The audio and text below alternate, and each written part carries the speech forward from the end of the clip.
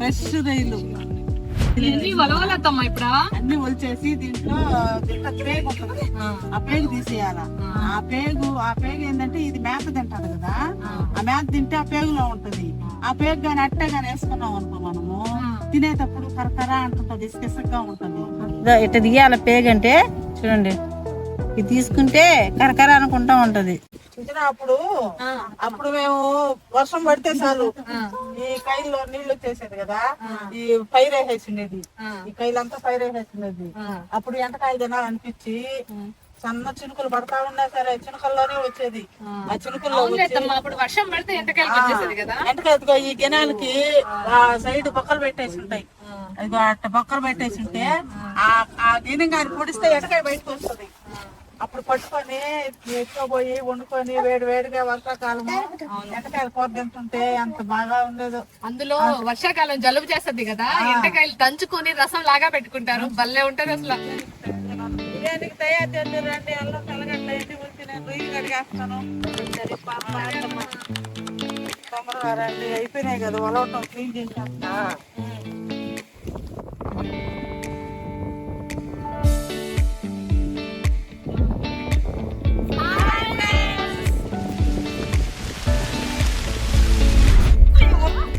మా నెల్లూరు ఎట్టేని పచ్చటి పొలాలకి, పసిడి పంటలకి, టెంకాయ చెట్లకి, తాటి చెట్లకి, చేపలు రొయ్యలకి చాలా ప్రసిద్ధి. మా ఇంట్లో పండిన గోంగూర తోటి మా గుంటల్లో రొయ్యలతో మంచి బిర్యానీ చేసి పెడతా పండి.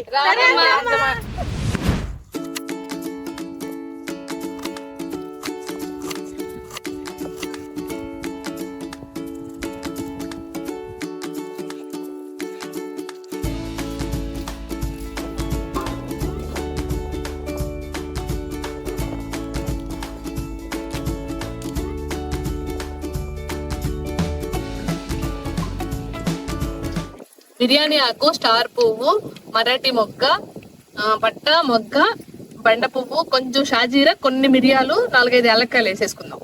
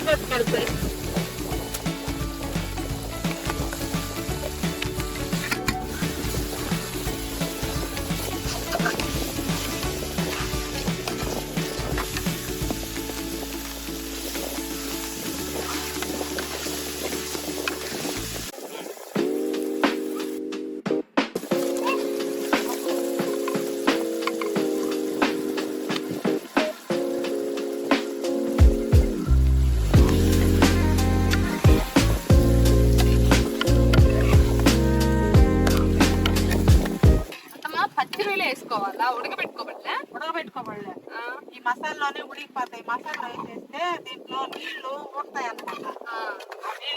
ఆ నీళ్ళతోనే మసాలాతో కలిసి ఉడికిపోతుంది. ఉప్పు పసుపు వేసుకుంటే అవి కూడా రొయ్యకి పడుతుంది. వేసి కారము పసుపు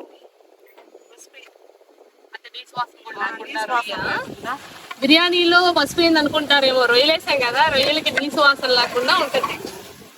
కారం ఎన్ని స్పూన్లు వేసేది అత్తమ్మా? పచ్చిమిరపకాయలు పేస్ట్ వేస్తున్నాం కదా, అందుకని కొంచెం కారం తగ్గించుకోవాలి. కొంచెం ఎక్కువ పడుతుందిలే, ఎందుకంటే గోంగూర వేస్తున్నాం కదా. ఈ పసుపు కూడా మా గోంగూర పులుపు కదా.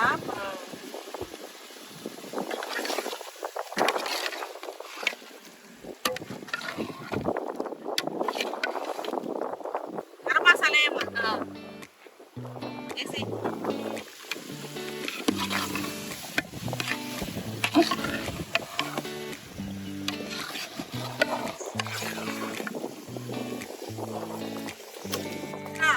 పుదీనా కొత్తిమీర వేసేసి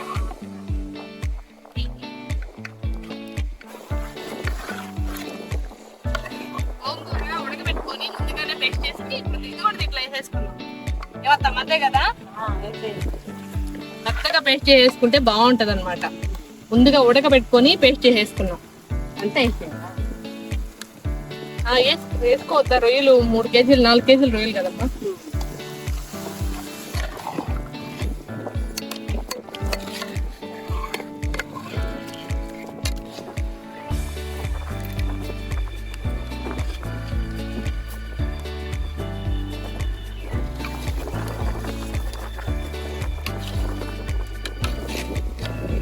రొయ్యలు ఉడికినాయి, గోంగూర బాగా మగ్గిపోయింది.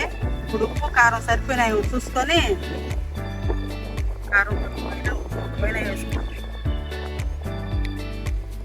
అన్నీ సరిపోయి నీళ్ళు పోసేసుకున్నాం. నీళ్ళు తెమ్మా చెప్పు, కొలిసి పెట్టేసుకోండి కదా.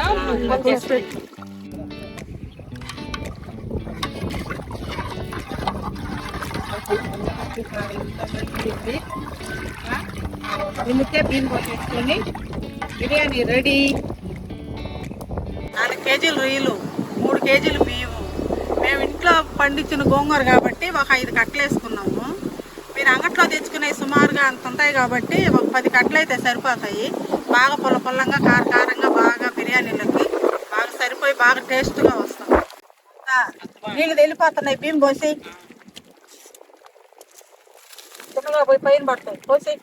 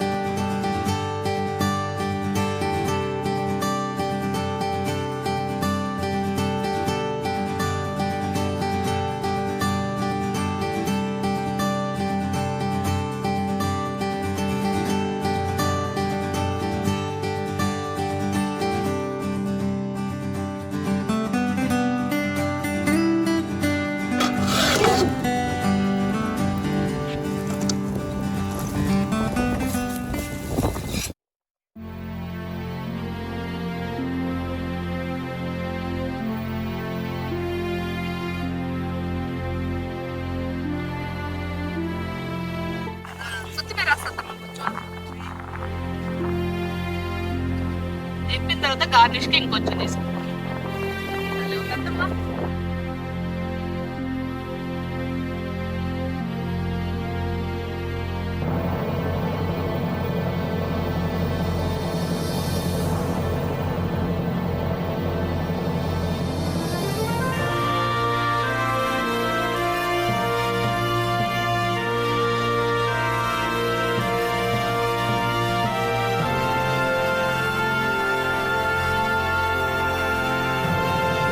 ఉడికేటప్పుడే వాసన వల్ల వస్తుంది అత్తమ్మ అంటే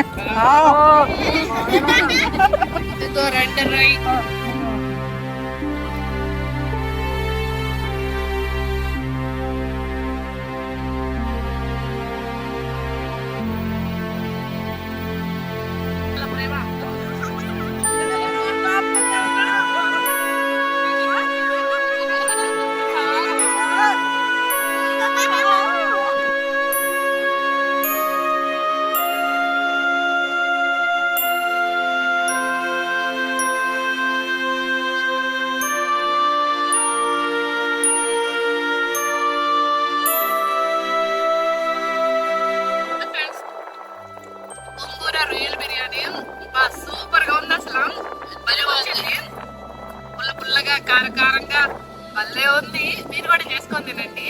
దొరికినప్పుడు ఖచ్చితంగా గోంగూరలో రొయ్యలు వేసుకొని చూడండి ఒకసారి. తిని ఎలా వచ్చిందో మాకు మర్చిపోకుండా కామెంట్ చేయండి. మా వీడియో కనుక నచ్చినట్లయితే లైక్